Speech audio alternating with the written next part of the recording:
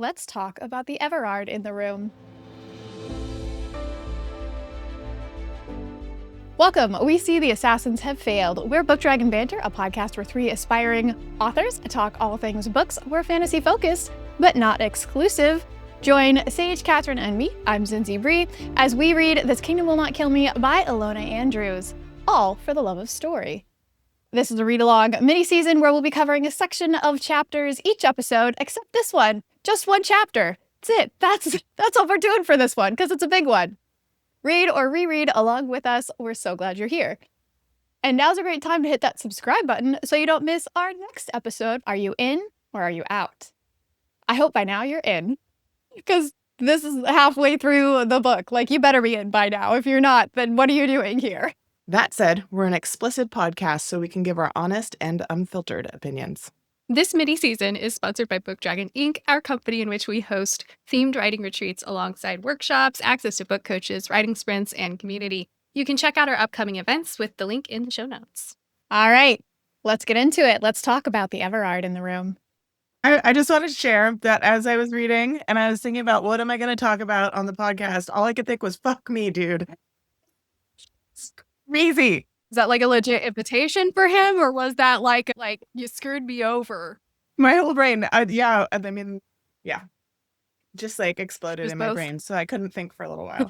This chapter, this reveal, this experience of all of this build-up with Renaud, and then, oops, it's Everard, was the that was the whole reason why I was like, we have to do it as a read-along. I can't let Sage and Katherine read it beforehand and do the deep dive version. It has to be a read-along for this moment because that reveal is so sweet, and I want to live vicariously through Sage and Katherine getting that again for the first time. Like, I wanted to relive it through you guys, and I was basically like, when we have a text thread going for The Kingdom Will Not Kill Me, specifically just reactions for the book, we'll post some of them on our socials. Yesterday, Sage texting, oh my god, because Katherine hadn't read it yet, so like she can't give spoilers, and I'm sitting there just being like, yes, I don't mind spoilers. This is the moment. Put it out there. This is the moment. To each their own.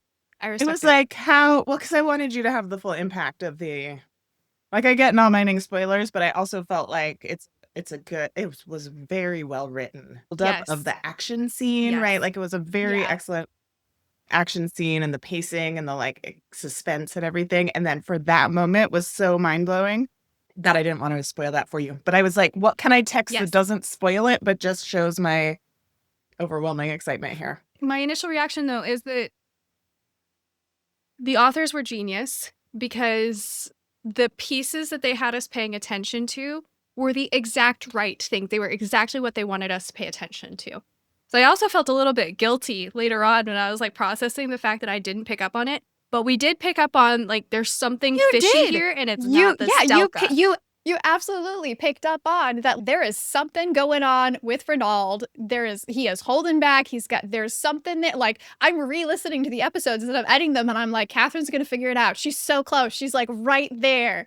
And I kept waiting for it, or I kept waiting for you to, like, read ahead. Betrayal did happen. I might have accidentally read ahead this time. I swear I didn't do it on purpose. So, like, longer than for today, is what you're saying. Not that you had pre-listened to chapter 23. Okay. I waited. I was a very good girl. I deserve a pat on the head from Mr. Everard right now. Everard. I'll take whatever. Because I was a very good girl this time. I did not go past 22 until yesterday. Do you hear that, audience? Katherine was a good girl. Tell me how good I am, please. I just would like to share that all of my suspicions about him not having a lot of, like, sorrow over his dead wife. Yep. That was a big red flag for me, and now we understand why it actually doesn't matter at all. Every time we tangented on what's going on with Renaud's wife, she's dead, he's a widower, how is he not sad? How have we not talked about this? And I'm sitting there dying. But it makes sense. Perfectly done by the authors. I want to say this. There are so many comments that you made, Sage, leading up to this that was like, man, you like Renaud, but he's not really, he's not all that exciting to you, or he's the bodyguard, and that's okay, but I really prefer the Shadow Daddy. And oh, the age gap bothers me. And I'm sitting there being like, just wait, it's coming. Shadow Daddy is coming. Lack of age gap is coming. All the things you're asking for, Sage, it's coming. I was just talking about how I needed a new book boyfriend, and I read this, and I was like, yes. Yep. Perfect. Yep. All right. Just that anticipation of you finding those out and all of your book boyfriend wish list being fulfilled. I was rereading, like when I was putting together my list, I wanted to have my list of all my predictions. And I know so many of them are just, crazy and off the wall, but I want to go through and record those and write them down so I remember them. And I was going back through chapter by chapter because I have all these tags that I had done in the book. And there's the very first moment, which I think is like chapter 2, where Everard shows up and gives her the coins. And Maggie says, what in her head? She says, what is he doing here? He's not supposed to be in the city at this point. Like, this is a huge deal. And then it never is brought up again. And rereading it, I was like, oh, yeah, that he hasn't been mentioned as being seen again. I'm actually really glad that I didn't put it together because I loved how shocked I was. Shocked and amazed and like excited.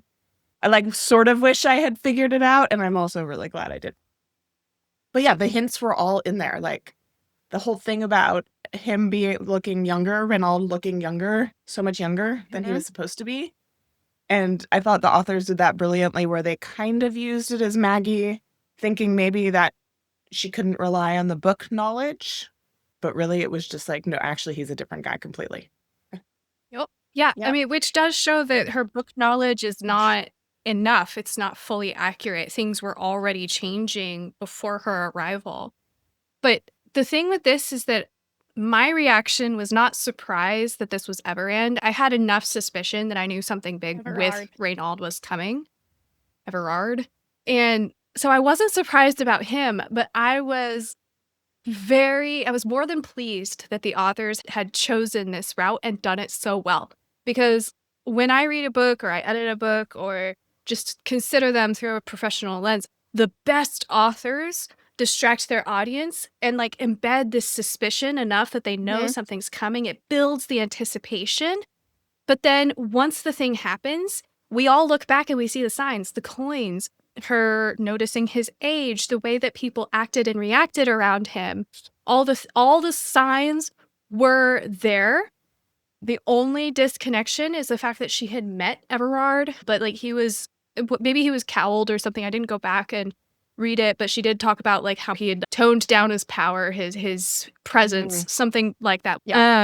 I did think that the authors did a brilliant job of that. I was very, very pleased. I felt like they need a round of applause for doing this so fucking well. Yeah, all of the hints were there. And like you said, there was the suspicion, but they also did this great job of the red herring of the dog market killer, whatever his name is, butcher. And Golden Eyes. And Golden Eyes. And so when I was reading the attack scene, like I very much thought that the butcher was going to be somebody important as I was reading it, she couldn't see his features from so far away. She like couldn't see his face. She sort of saw his face, but like you were expecting the butcher to be a reveal. I was expecting that to be the reveal. And then when it turned into this other reveal, like it was great because I was a little worried about Renaud in the moment, right? Because Maggie was worried about him. Although he was handling himself so masterfully that I wasn't actually that worried. But I also knew that something was going to happen in this chapter because Zinzi was like, you cannot read, past here. So I was expecting something, but that was not the reveal I was expecting. To me, this whole setup, this section of the book is such a beautiful example of unexpected but inevitable, right? Like when you look back, there are so many clues, so many hints. There's a scene that I highlighted and underlined, like was making notes in my own books, where Everard as Renaud starts to tell a story and Gort cuts him off because he's going, you're revealing too much information. Like there's a moment there. There's other scenes where there's stories that Maggie even thinks, oh, how did Renaud have that information in his head about when the son Margrave, like the calendar? She had to go look it up, even though she's a wealth of information, and Renaud just knew right off the bat. that, oh, this is when the son Margrave comes to the steps to deliver the dockets for court to the king. He had that calendar and said, why would Renaud know that? Everard absolutely needs to know. I did think he had an outrageous amount of knowledge. And all this stuff about the magic.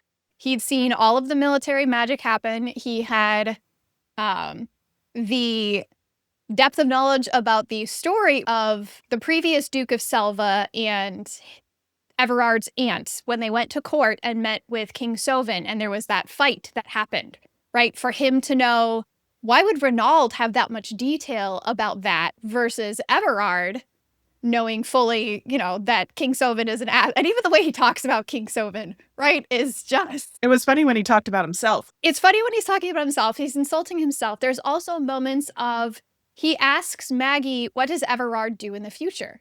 Right? Like, he's already mining for what's going to happen in the future. What is going to be my reaction?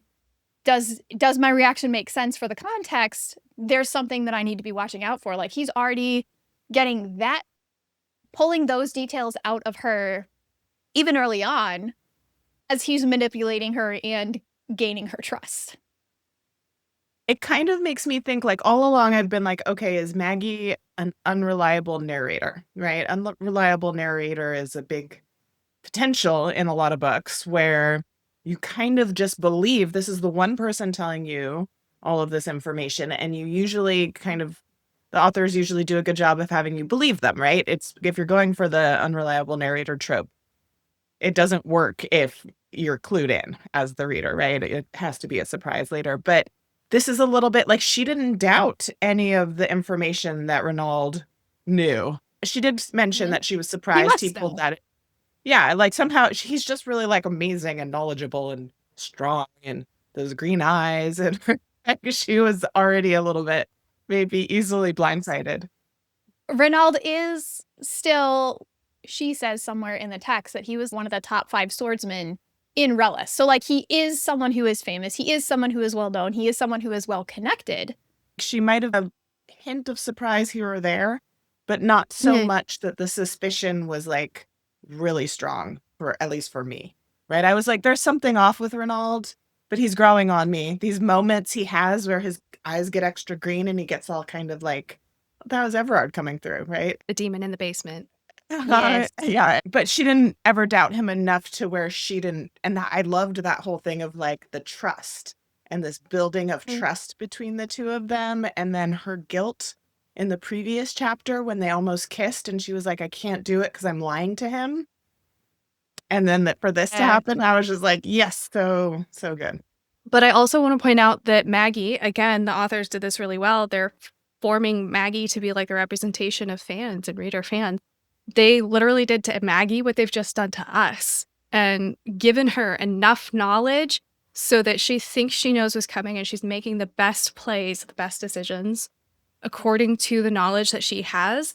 But it's the tiny little things that are woven in that become the biggest element of surprise. And like, I want to refer back to like the Chekhov's gun concept that I talked about in a couple episodes ago. Good writers have a really great ability of feeding these in and making them seem inconsequential, when in reality, they're going to make or break the next like part of this arc or this series or this book, whatever the case may be. And just my pleasure was in like the craft, the writing instinct that went into this. I had a great experience of that. Absolutely. Maggie was going through what the readers are going through.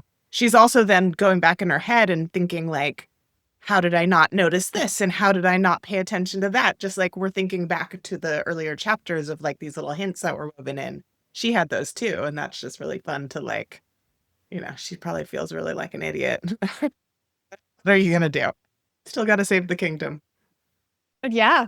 I also have to commend the authors. In the setup for this, they give us Maggie going to the tea house, right? She does her spiel and Everard doesn't say anything because she's here talking to him as if he's Renaud, which is who he looks like. And she even checked. She looked for Renaud's sword. She knows what it looks like from the books and he had it, right? So like that's, okay, this is probably Renaud, even though he doesn't look quite how I think he does. And then later on, she's still going, this still feels fishy. Show me your papers. Like she takes it that far. So the authors are already going, let's take every every chance that you and Maggie could have to suspect that he's not who he says it is and give you a reason to go, oh no, he is who he says he is. Let's build the trust. So like when this betrayal comes, when this reveal happens, it can be, even though it's all the subtle things in the background that are leading up to it,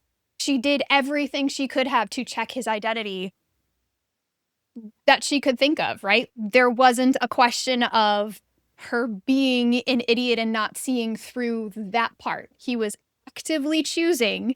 She questioned him. He had opportunity to reveal himself, to be honest, and I'd also love to know, maybe this would be a fun question to ask the authors sometime, how would Everard have come around and told Maggie the truth of who he is, right? Like, what would that reveal have been?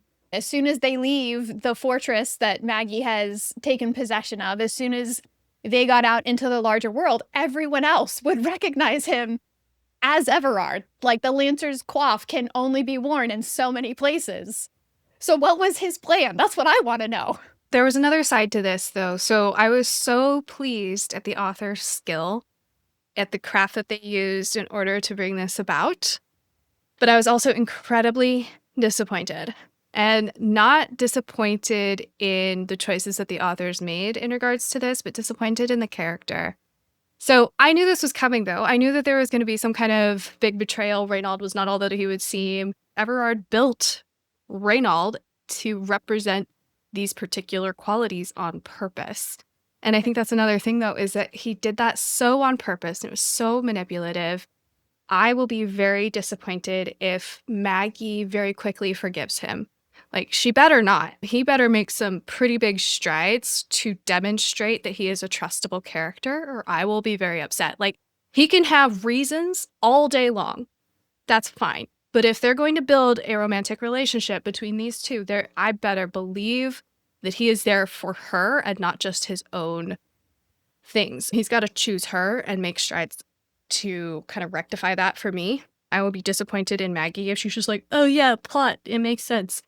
Like, no.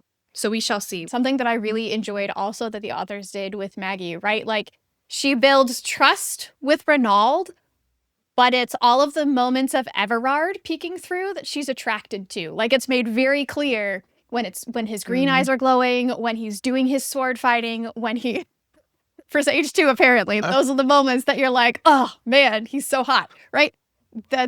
So I appreciate that as the relationship moves forward, that Maggie gets to reconcile both this is the person I'm attracted to and build a rapport with the full version of him and not just the facade of Reynald. That's what gets to go forward in the future. And it's also part of this betrayal, this rug getting taken out from under Maggie's feet is part of what makes this a true slow burn. Now they have to completely rebuild their foundation of trust going forward because of this moment. And that makes me more invested in their story. Yeah. Well, it won't be as surface level in that case, which I appreciate deeply. But that said, I remembered my other prediction. It was like, I think episode 1. I was like, so clearly Everard's going to be the one that is like her protector in the end. Somehow she ends up under the protection of Everard. And then also, Sage, last episode, you said that Everard was the first on the scene. Therefore, it's going to come back to him one way or another romantically. And like, here we are. Both of those things are true. Everard was presented in such a way that we knew he was suspicious of Maggie. I kind of wonder, why is she talking to me as if I'm somebody else? Or if he'd already embodied the Reynald persona, I don't know. But she recognizes so many characters, like right off the bat, based on their descriptions. And she wasn't able to identify that Reynald was Everard, which I think is interesting. And I wonder why he trusted her as much as he did, or maybe that's part of why he was so suspicious in the beginning. I don't know, because she wasn't able to identify him as being the wrong person. So yeah, he already knows that she has like some faulty information. This chapter like bridges more questions than it answers. Like, why was he there with Reynald's sword. He know that Maggie was coming, right? Like, did he expect her, or was he totally like, who the heck is this woman? And I'm just going to play along, right? So there's like all of these kind of questions around his motivation have come up, whereas before a lot of my questions were around, I mean, I still have them, but like, why is Maggie here in the first place? How did this magic work? What is exactly going on with her being able to be reborn from the dead or survive death, right? All of those questions still exist, but now there's this whole extra layer of questions about Everard and his showing up on the scene in that way. I wanted to go back to Reynald was her favorite character, I think, or one of her favorite characters in the book. And she was in his head a lot because he was a point of view character, whereas I don't believe Everard was a point of view character. She loved Reynald because of him from the book. And the moments that she was really loving him in reality, or this reality she's found herself in, are the Everard moments, right? And the other part of it, of the Reynald self, is like she is imposing so much of that onto him from her expectation from the books and from being in his head and knowing him. And that was one of the reasons she said she couldn't kiss him, because she knew like she had this unfair advantage of having known him and been in his mind. And it's like, well, actually, you don't know him at all. Really want to talk about the scene where Solentine comes in too, because that was amazing. But I loved it when I love it when she told Reynald, or told Everard, she says, I liked you better when you were Reynald. And he said, I did too. And I was like, well, now you have me. Now I already was on the Everard boat from like that first moment he showed up. I was like, yes. But Reynald was growing on me, right? Like I said before. And I was like, well, maybe it feels like if they just end up in a relationship together, it's too easy. And it feels like there's not enough stakes in that. So that's why I never felt like it was going to be the two of them as is, without some kind of drama, right? But not only does Maggie have to forgive him, so does the reader. And I think probably the reader will forgive him a little more quickly. Maybe not in Katherine's case. But I was already like, Maggie is like, he manipulated me and I'm so mad, whatever. And I was like, oh no, I actually think that he really does like you. And I think, sure, yes, he was manipulating you, but I actually think that moment on the bench when you felt like he was all in with you, I think that was real and not a full manipulation. But that's me because I'm a romantic. So I will be an easier... You want it to be true. I'll maybe the authors will continue to manipulate me in that way. We shall see. But hopefully Maggie is not as much of a pushover as I am. There's a line that I really love that Maggie thinks about when contemplating kissing Reynald in the cemetery. And part of the reason that she doesn't is because she has the thought, since she's been inside his head, they will never be equal partners. And that's what she wants, right? Like that is such a reveal of her desire and what standard Everard is going to have to meet at whatever point that they're a successful relationship in the future. It's because they will be equal partners. And I'm really interested and excited to watch that play out, because Everard is the Duke of Selva.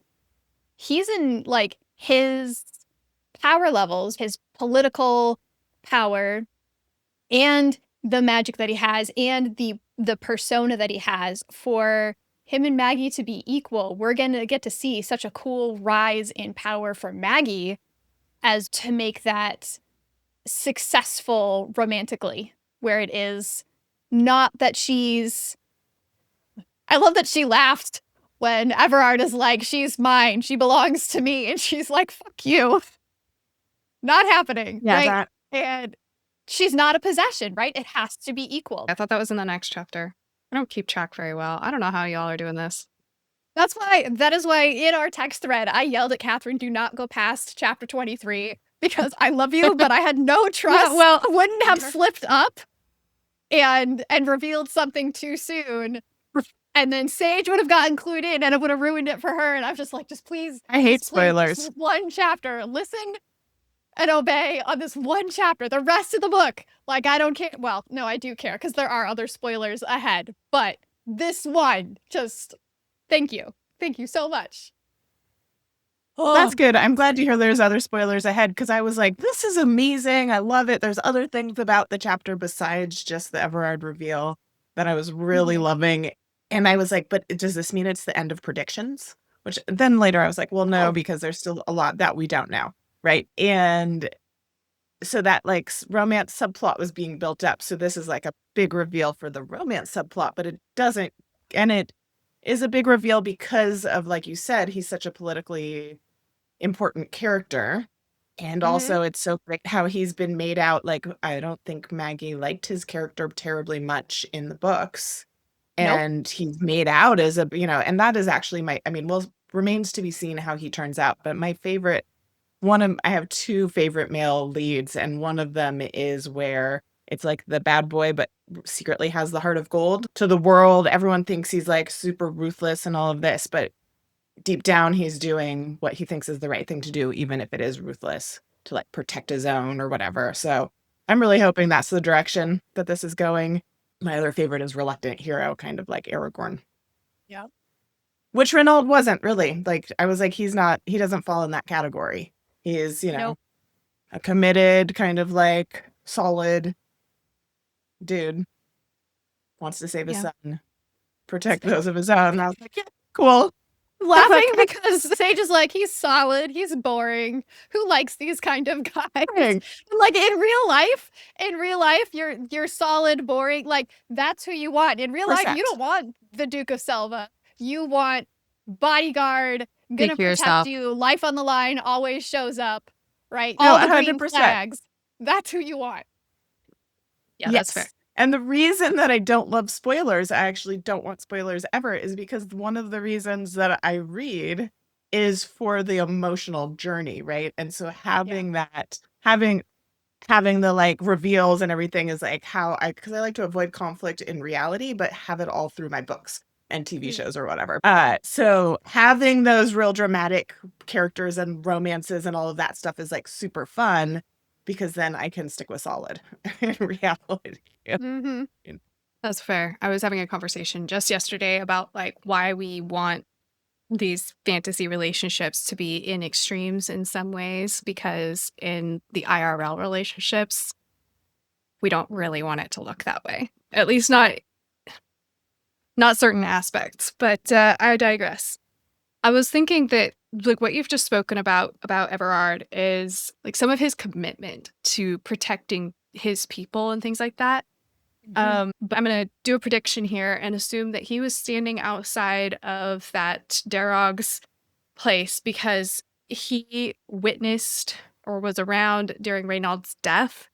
And Reynald was one of his people or one of his connections or something like that. And he took on the responsibility of finding Matteo and protecting him.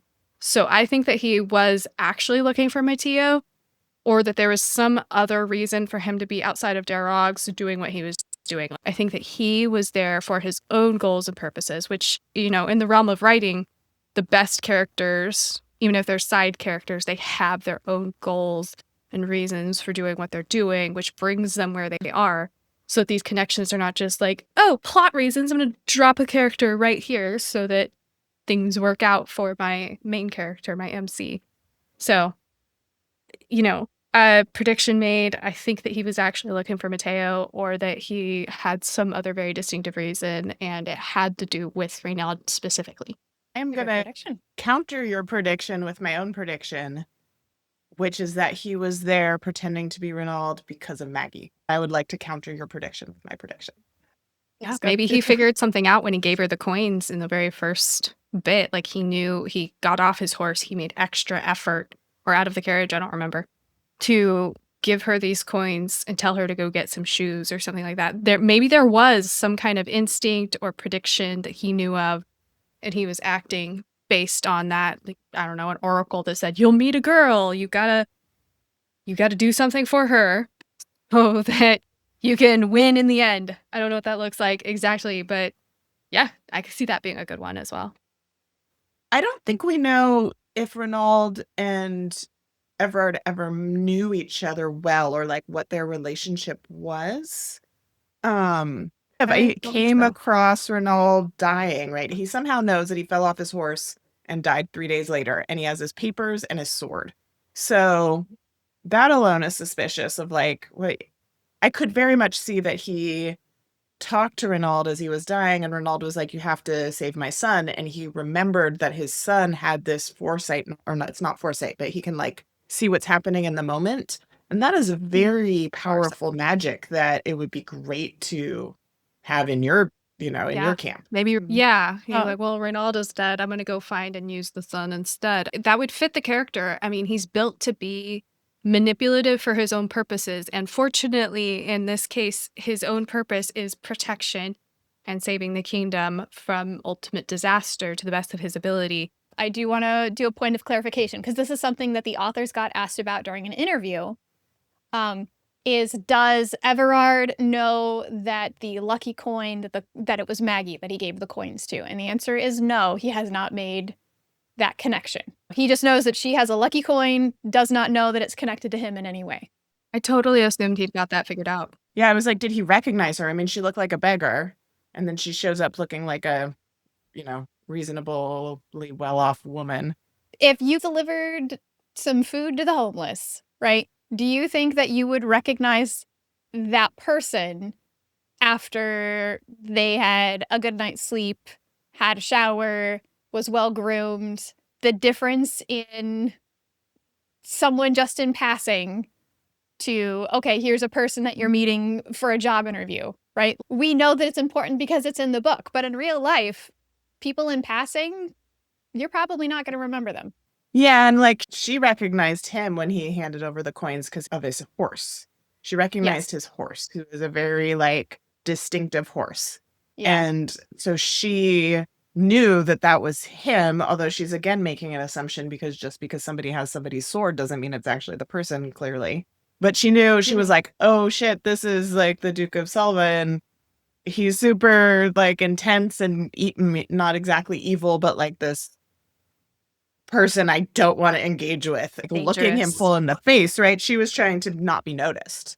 It was like, and he stopped, and she was like, oh shit. And she kind of looked up, and it did say, because I went back and reread it to see if she saw his face, and his like hood covered, she could see his jaw.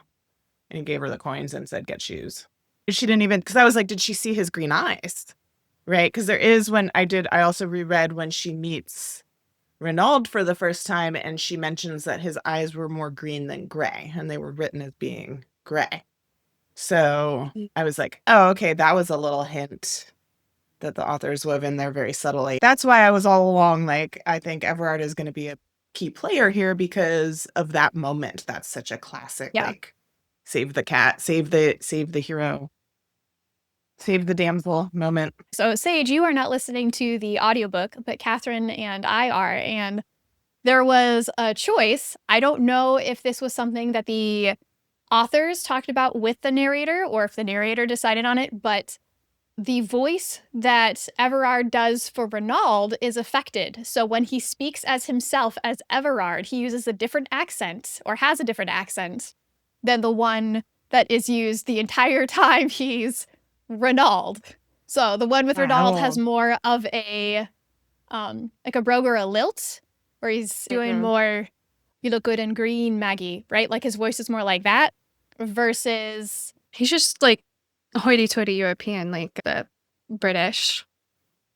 So she is mine. I am the Duke of Selva. Like it's much more, it is closer to British. It is more high class, polished. And so personally for me, I like my men with lilts and kilts. So I liked the Renaud accent better, and I was a little sad when he went over to the new Everard accent. At that point, I think I switched from listening to the audiobook and had to take a break and go and read it so that I could like give him my own voice in my head, which I've now maintained. But so that's just for anyone who does the audiobook. I would love to know, which voice do you prefer for Everard? Do you like the Renaud voice, or do you like the Duke of Selva, his voice better?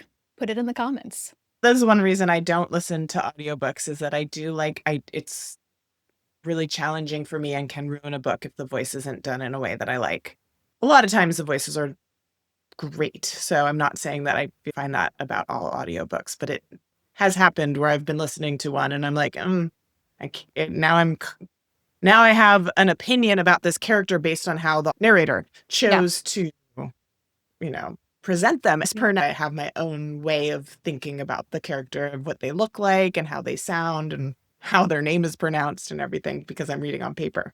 But I also think he is now a new person. And we've gone along with this, it's the same person. But for both Maggie and for us as readers, we have to reconcile all of the actions that he's taken as this person we enjoyed and we're growing to really like with this new person that he is. And of course, there's going to be, was he just doing that to manipulate me or did he really mean it?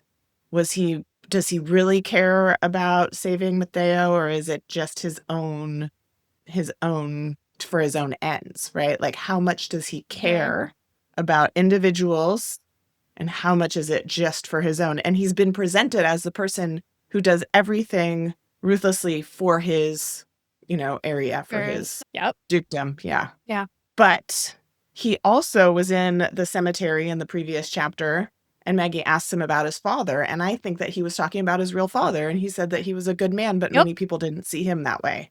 And I was like, to me, that is like a example of how he probably feels about himself, is that many people vilify him because of choices. And, King Solomon absolutely does. Mm-hmm. Yeah. Yeah. Well, and this is classic for the authors as well. The male lead, the male interest of the female character often doesn't think of themselves as the good guy. Like they do what is right, but they will do anything to get to that right place. Like protect their people over others at the expense of others sometimes. So I could see him still doing that. It's almost like a way of showing that the character is a really good person on the inside too, that they struggle and grapple with this outside persona, but they're still willing to embody that negative persona if it protects the ones that they love and the ones that have been placed under their care.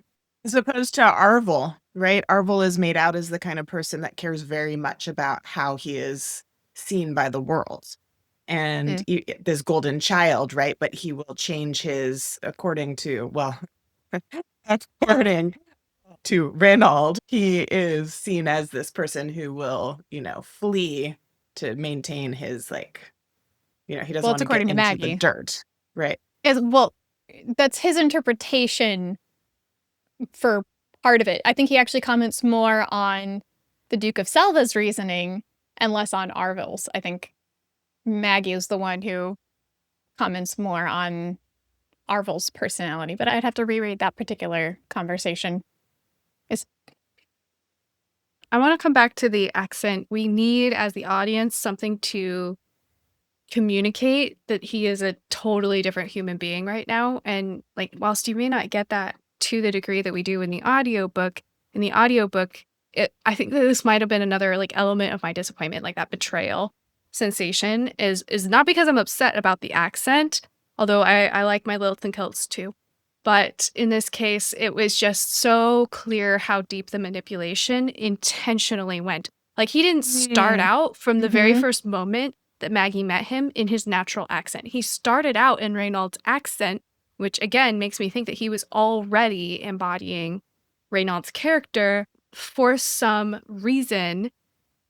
And I don't know exactly what it was yet, but he was already using that accent and things like that.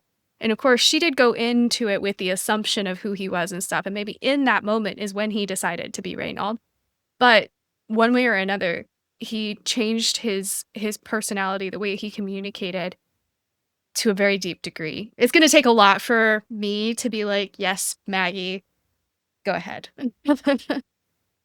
But there is not in the book, if you're just reading on paper, there's no comment thus far that his voice has changed or his enunciation or anything like that. Smoke. The bright green eyes, the smoke that comes like this power that is emanating from him when he's has his magic kind of flowing, that he's toning that down, that he's tamping down this powerful piece of himself to be Reynald.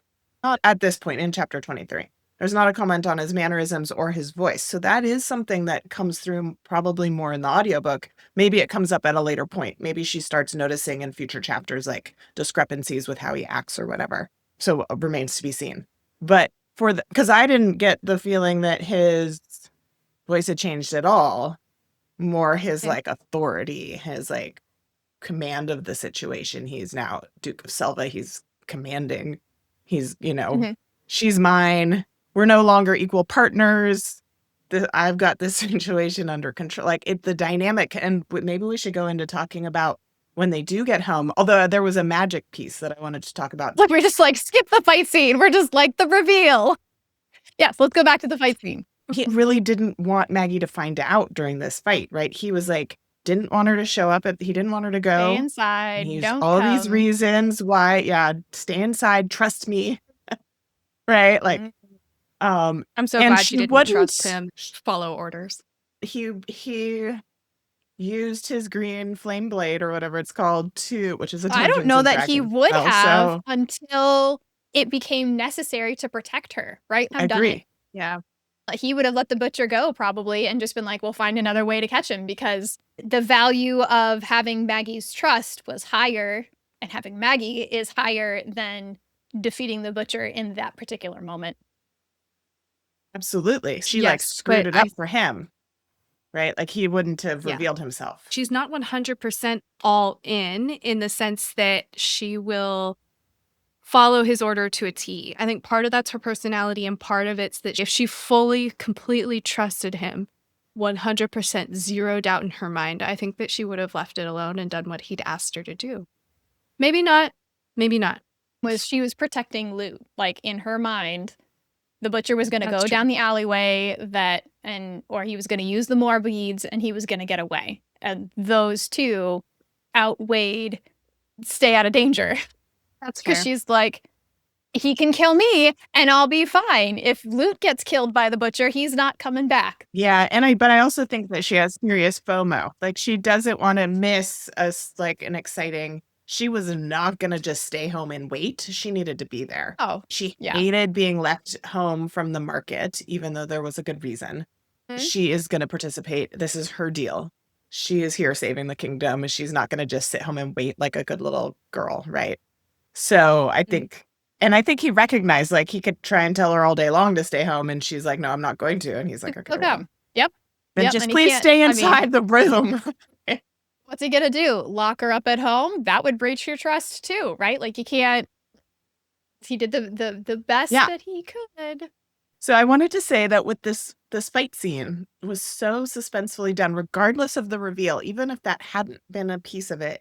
The amping up of the magic was really great. And I really loved, like, all along magic's been talked about, but we haven't really witnessed any, to my knowledge. Magic was seen when Maggie went into the Garden of Soft Blossoms. There is a performance that is being done that is a magical performance by a mage. And like that's Maggie's first interaction with magic, is those golden butterflies that swarm her, and then that had come from like a different magical animal that they had been pretending to be before. That's and then the creatures flying around. There's like magical creatures that we've seen. And the animals. Yep. That's one of my predictions, is that butterflies swarmed her for a reason. But outside of that, and that was early on, we haven't seen a lot of magic, and we've just been hearing about it. And I love magic so much, and I've been desperately waiting for there to be magic, which is one of the reasons I've been wanting all these nobles to show up, because it seems like these 8 families are the ones they've got all the magic. Yeah. Come on. So when Solentine showed up, the butcher at first had some magic and he started getting super speedy. I can't remember which magic showed up first, but I think the butcher started turning purple, having a purple glow, and getting super fast. And that I was like, and like my mind started racing then, like, because I was this was before the reveal, and I was thinking about like, who is he? Mm-hmm. And when he started having magic, to me, that's like, I don't know enough about magic in Relis to know, like, is it just the 8 families? There are these more beads that are some kind of magic. So maybe he's not one of the 8 family members, and this purple glow is for an effect from a spell or a potion or something like that, right? But so that started, and I was like, yes, magic, finally. Great swords play and also magic. And then Solentine comes running in with his like silver magic glow. And I was just like, at that point, I don't even care what else happened. I thought in the chapter, I was so pleased genuinely Like, pleased yes, with magic. all The of magic is here. the magic and the intense sword fighting, and loved it. I was definitely wondering, though, did we know that Solentine was going to be in on this fight? Because otherwise, if I was supposed to know, I fucking missed it. But when he was there, I was like, why is he there? And I was totally distracted by the fact that Solentine was there and was climbing walls and windows and shit, as opposed to the butcher and the magic and stuff. I was caught up on the fact I was like, why is he there? I don't get this. And I was like, did Reynald let him know? Did Reynald have a connection? What happened there? So this is one of those missing pieces. Sorry. Mm-hmm. Yeah, just wanted to point out I was distracted from the magic by the fact that Solentine was there. Sure.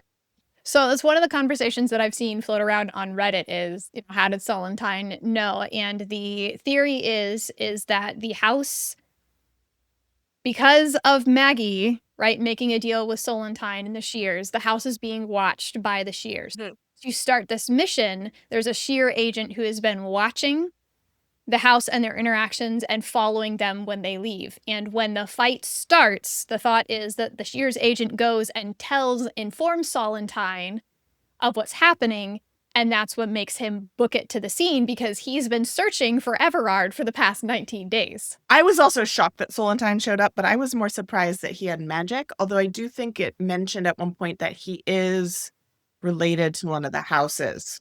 Yeah.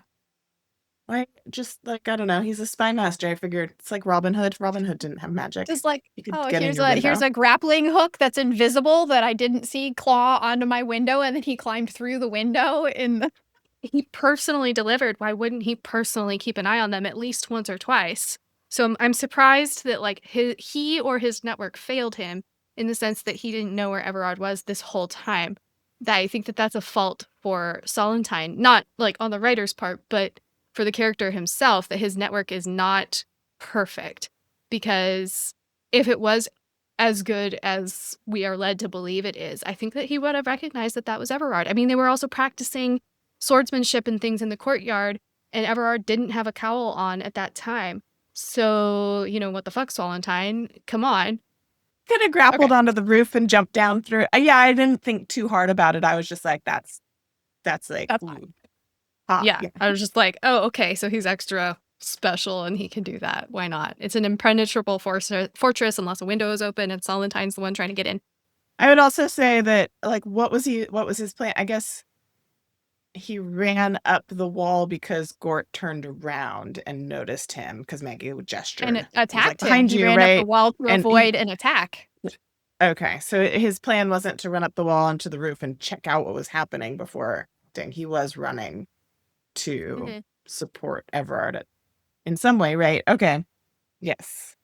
Again, I was surprised by his magic. And I guess this was the second moment of magic. And it's masterful for the authors also of we don't just get Everard's green magic laser. They build it up by having these other pieces of magic first. So it's almost like you're distracted from, it's still Reynald. He doesn't have magic, right? You're distracted. And that was when he then did, it was a split second, and I caught it myself pretty quickly because the magic had just been described very recently, the 4 kinds of battle magic. But we don't recognize with the purple magic, and then we have Solentine showing up with silver magic, and then Reynald has green magic, and I was like, wait, what? Is he from one of, and then I was like, oh my God, I know. And it hit me, right? But so just the building up of those other magics was enough to kind of make that moment even more impactful or surprising. Are we finally ready to talk about being in the room? The conversation. Maggie's in there. Solentine swoops in from the window and he's all like, don't go anywhere. And Everard walks in and just takes command. Solentine is a big dick. I'm sorry. I was I kind of liked him before, and now you're a total asshole, and I no longer enjoy you as a character. Yeah. Now I get what Maggie saw in him before. Yeah, why she wasn't going to choose him as a love interest. As a romantic interest. Yeah. But she always kind of liked him as a character, right? Mm-hmm. Yeah. She enjoyed him still as like a him as character. a She does like him. Mm-hmm. I don't think she really likes him so much anymore. Now that she's he was basically you believe this woman? we're going to kill her. She's a loose end. Stop being swayed by a pretty girl, kind of very demeaning. But she also understood his reasoning, and his reasoning was good for his case, his perspective. It was understandable. I don't think that that would make it okay to just murder her, but I think that she may still hate him as a dude now, but still have an appreciation for the fact that, like, yeah, his reasoning of the event made sense. And I think that's why she gave him all of the information that she did. The whole book that she remembered. She handed it to Solentine because Solentine was the one who needed that information. So she still trusted him with far more information than he absolutely needed. So I think that she doesn't hate the character. She understands him. She's just mad in this moment. Okay. She's mad at him and, like, offended, maybe, like, don't kill me kind of stuff, but she still gives him all of that information. I just love the interaction because it's like they go into this room, right? And Everard and Solentine are having this conversation. And in Solentine's mind, I'm sure he's thinking, Everard and I are the two big fish in this room, right? And Maggie's sitting there being like, Everard's a freaking whale and you're a minnow. I just don't care about you in this moment after what just happened between me and this dude. We get Solentine. We get from this conversation and his perspective, his relationship with Everard. Oh no. Everard. Oh dear. We're not going to be able to unsee that. And I can't. Which does make me excited for our next episode where we get to talk, because I did read chapter 24 and we get to talk about some of the stuff in that one, but we'll get there. Mm-hmm. We had heard about their relationship, right? Like we knew that they had a relationship that ended in a falling out of some sort, which I guess hasn't happened yet. But so that's to come. We knew, like, theoretically that Maggie knew that those two were allied, loosely at least. But to see it happen in the room in front of her, especially with her so mad, was such a great dynamic moment where they were having their whole thing of their, like, back and forth ally, and she was just pissed. Well, they were talking over and around her. And if this was, like, her being able to witness this and not after this huge betrayal, she probably would have been fascinated by it as the lover of the books, right? But now she is so much a character. She has become a character in the books herself. There's the dynamic in this room, right, is so fascinating as a writer because you've got the tension between Solentine's mad at Everard. Everard is trying to repair things with Maggie. Maggie is pissed back at Everard and exasperated then with Solentine, right? Like the levels of tension and the conversation that's going on here. But also you've got this undercurrent of when Everard comes into the room, the first thing he asks is if Maggie is hurt. Like, is she okay? Did she get hurt? Right? Like, his focus, even though Solentine's there and freaking losing his mind, his focus is still Maggie and their dynamic. That's the more important thing. Everything that he does in that room is for Maggie's protection, is for their relationship. He does comment that she might be wrong on dates, right? Like that she gets that messed up. Some things aren't perfect, but other than that, she is right about what is going to happen. And that is all to get Solentine on their side. And to me, in this moment, like if Solentine had made choose me or her, like who are you going to pick? Everard would have been like, okay, leave. Like that would have just been Maggie is too valuable to him. I mean, it was almost like that was the undercurrent of what he was saying. He didn't straight up say leave, but he was basically like, you're not going to change my mind. She's You're mine. not going to change your mind. You can't touch her. You can't kill her. These people work for me. Touch her and die. That was the subtext of that conversation. Yeah, but in this moment, I don't know that he knows yet that she's mine means she's more than a pawn to me that belongs to me. Like, I want to use her knowledge and use her.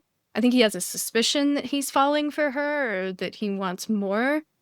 But at this point in time, I don't know if his budding romance with her outweighs how Maggie's knowledge is useful for him. So she's mine can mean she's my tool to use, like hands off, or if it's Like, she's mine because I am claiming her romantically, and maybe we'll also use her as a pawn, so hands off. I don't know to which degree he means it, and I don't know if he knows it yet either. And I'm expecting that we will learn later on when he finally does what we all know he's going to have to do at some time, which is confess some of these things. But in this moment, I don't know that he knows. She's mine is romantic possession.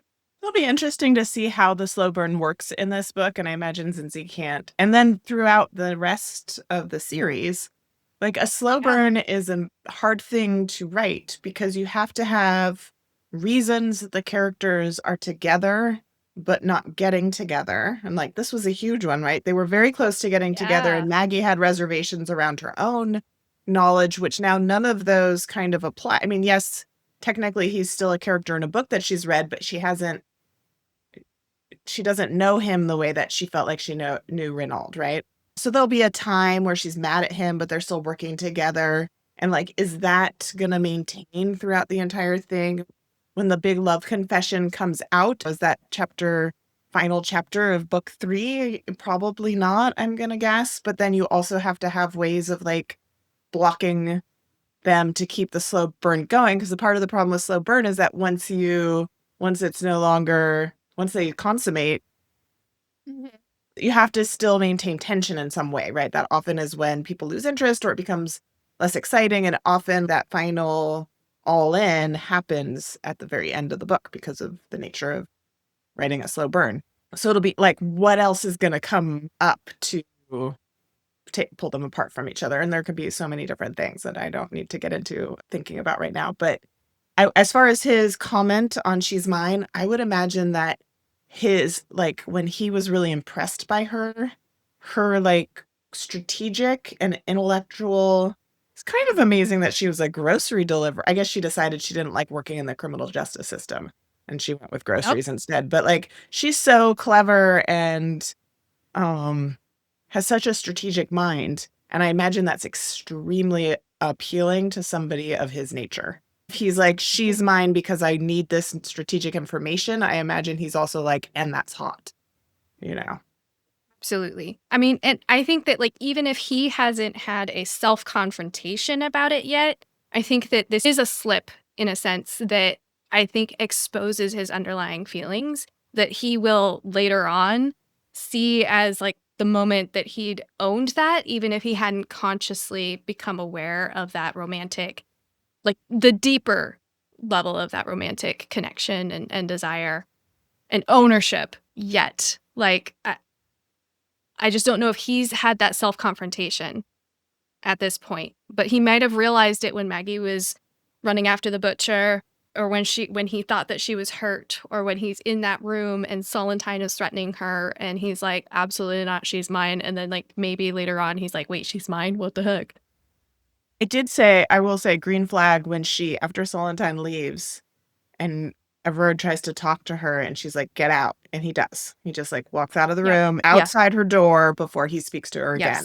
And I was like, points for that. Because if he didn't listen, that would have been like a huge no. He was at least recognizing that he fucked up big time. I mean, whether or not he thinks he would do it any differently if he had it to do over again, there might also be a piece of you that's relieved, right? Like, I've been deceiving this woman who I am working with and maybe starting to have feelings for or something complicated. And it would be so great if she could know who I am and accept me for who I am.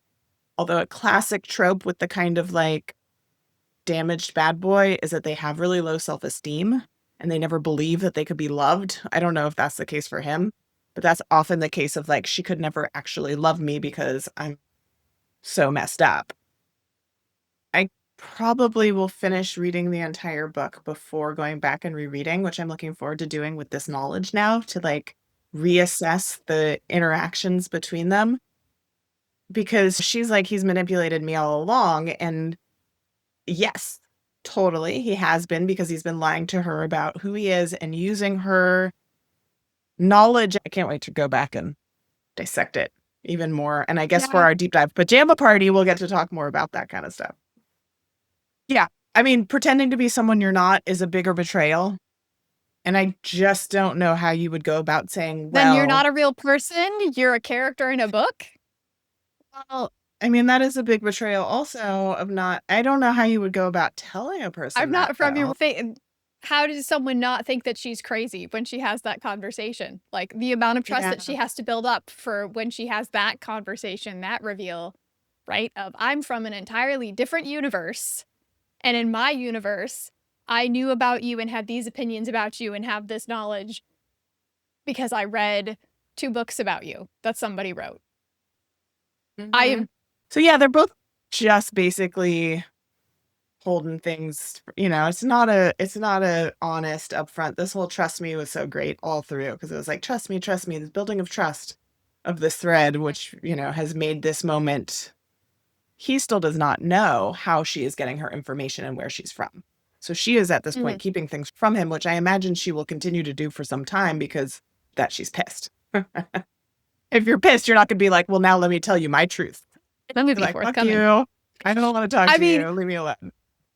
honestly, it says so much about how much Maggie likes Solentine and his family, right? One, it's a way to Yeah. prove she has knowledge, but also she went, here, let me save your uncle from losing the entire estate, the winery that your family treasures. If you get there in time to make sure that this deal doesn't happen. She could have just been like, well, screw you. You want to off me. This is going to happen. But too bad, you're not going to be able to do anything about it. She could have let it happen and let him get screwed over and let the family get screwed over. But Maggie's not that kind of person. She could have told him his backstory that no one else knew to prove herself as having magical knowledge, Mhm. and kept that detail out. Yeah. I will put a link in the comments. There is a bonus scene from Solentine's point of view after this interaction when he is headed home to his family estate to go check if Maggie is correct. So I will link that in the show notes, and I will send a link to Sage and Katherine so you guys can read that tidbit as well from the author's blog. Fantastic. I like the writer in me / the coach in me is like super pleased by the fact that the authors have some of this extra bonus content, because I don't know if they created it after or before, but again, a lot of writers are over writers, and oftentimes they start out with multi POVs in which they explore all these things from multiple perspectives. So I have a deep appreciation for their choice to not only hone in on just Maggie's POV, but to also release some of these bonus things as extra content. Love it. One of the things as a writer that's first person is so great because you can really be in the person's head, right? The character's head, and you can explore everything and you see it only through their eyes. But that's also a challenge because you don't get to be somewhere that first person is not. And Maggie has this unique situation where she knows all of this extra knowledge that she shares out. So we get to know characters a little differently through this perspective, but to then be able to be in another character's head, yeah, that's super fun. To my knowledge, there is going to be a companion book that the authors are going to self-publish at some point that will have all of these bonus scene snippets in it, as well as like cut scenes from the books are going to end up in this, along with extra art. I don't know when that will get published, just that is in the works and something that they've commented that they're planning to do. And I'm very excited for that. I'm excited for that too. Yes. The horde is hungry. Feed us, please. But in the meantime, as they release different snippets and as it's relevant to the podcast, I will be linking those for the audience so you can find them. Because they're not always obvious on the blog. Sometimes they're tucked away in something else. This Solentine POV is actually part of an article around the Owlcrate release of This Kingdom Will Not Kill Me. And the reason is because Owlcrate has had a contract with House Andrews where there's 2 bonus scenes at the end of the book that they have exclusive rights to for about 2 years until House Andrews can like release it on their blog or put it into this other companion book. So there are a lot of readers who are desperate to get their hands on the Owlcrate version because of these bonus scenes at the end of the book, and they were very upset when the backlog that Owlcrate had of those books sold out. I was just about to go and buy it. Nope. Yeah. Like to look on a secondhand market, there are resellers selling their copy for like $250, $300. Great. And this is with the different cover. Is that what? It's different cover. It's beautiful. It's a beautiful book, but it is not a $300, $200 plus level of, I would rather that money be spent on something that the authors put together themselves than that extra money go to a reseller, right? Anyway, but a discussion of that Owlcrate whole fiasco is part of why the authors released this Solentine POV snippet a little bit to pacify the horde and the readers and those who feel like they are missing out on this other information that's in the Owlcrate edition. I know I have not read specifically what was written, but I have read a summary, so I do know what is contained therein for podcast purposes of, knowledge of end of book when we're talking about spoilers and such for our pajama party. I want to appreciate you, Zinzi, for sharing this out with us, because I am trying so hard. Like, I can't look on social media. I can't search. I mentioned that before. I don't want to search it or look at fan art or anything like that, because even just opening our podcast page on Instagram, when we follow the authors, then I'm seeing posts that they're making and I haven't finished the book. I'm like, I don't even want to look in case there's a word or an image that gives something away that catches my eye, and I then start, overthinking it. So I appreciate you bringing up very clearly at specific times, like, now you can go read this scene that exists, and here's the link. Yeah. Yeah. Well, and even some of them on the author's blog, right? They have safe to read after page XYZ, for certain, because there are other scenes coming up that I will also direct you to at the correct time. But yeah, it's House Andrews is amazing. The level of fan interaction, and here I'm writing this story, here's an extra snippet, all of the things that they give to their readers. Like, I am amazed because I have heard so many other authors' experiences where they have had negative interactions that have forced them to get off of social media, that they can't have a blog, that they can't interact with their readers or their fans because things can go negatively. And so just that they're willing to put themselves out there and their work out there so much is amazing. And I'm sometimes terrified for them because while the horde seems to be kind, it is also very thirsty. Very hungry. The book devouring horde, which is the fans, right? Like, they're aptly named. It's the fandom's amazing and terrifying all at once. Said as a person who has joined said fandom.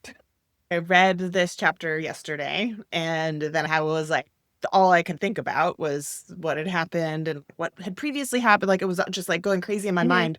And I thought to myself, this is the amazing thing about being an author, is that you can just like mess with your audience's emotions, and it's gold, right? But like, also you're setting yourself up for some people having some strong feelings about it.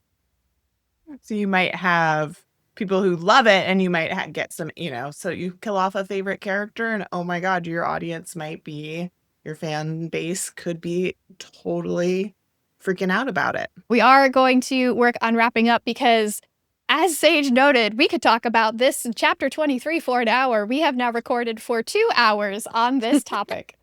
So, that said, thank you so much for joining us. Your homework for the next episode is to read chapters 24 to the end of 28. They messed it up. Outside the podcast, you can find us at bookdragoninc.com, as well as over on Substack with me for my Write With Me, Zinzi Bree writing sprints community. We'd love for you to check those out. You can find the information in the show notes. If you just like our book stuff here, you can also check out the podcast Substack. You can support us there directly and get bonus information as to what we're up to. Thank you so much to our subscriber, Ria Nanku, for supporting us all this time. If you would like to support us, Substack is the way to do it. Otherwise, you can leave us a review. It helps little indie podcasts like ours get noticed. Thank you so much for tuning in. And as Maggie says, yes, that's exactly it. All of the seducing. Thank you so much for joining us. See you next time. Oh, I love how she does it so sarcastically. Yes, exactly. That's it. All of the seducing. Clearly. Clearly, it's the seducing. The seduction totally worked on you, Solentine, and when it didn't work, because I didn't even try with you, I obviously moved on to a person I completely thought was somebody else. Totally my target this whole time. Right? Solentine does. He's been pretending to be Renaud this whole time. He's just going, oh, she targeted you because you're Everard, of course.